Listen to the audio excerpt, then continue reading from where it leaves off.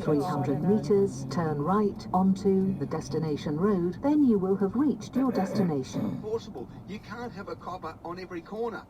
And then, of course, you said, you've got to wear a helmet, and you must be 16 or old. Try policing that.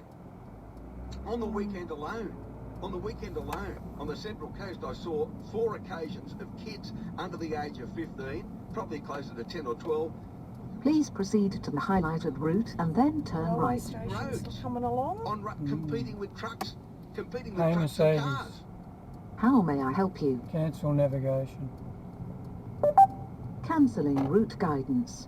They are run by lithium batteries. Now, if you talk to the New South Wales Fire Commissioner, you'll find that in the past 12 months, there have been more fires relating to the charging of e-bike and e-scooter batteries than anything else. Because they buy them, and then they want to replace them. They go on, one of those sites.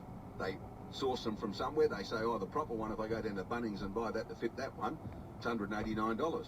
Well, look at this, it's $49.95 online. Let me get that one. And then the damn thing blows up and we've got people in danger. I mean, that's the other part of all of this. But, I mean, if you've got a law you can't enforce, it's like saying there are people speeding all over Sydney and we can't catch them all, so let's make it open slather.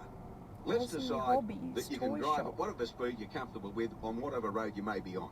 Or you can't get everyone who won't wear a seatbelt. So let's say, look, don't worry about wearing seatbelts anymore. It's a road safety thing, but please yourself, and then, you can do what you like.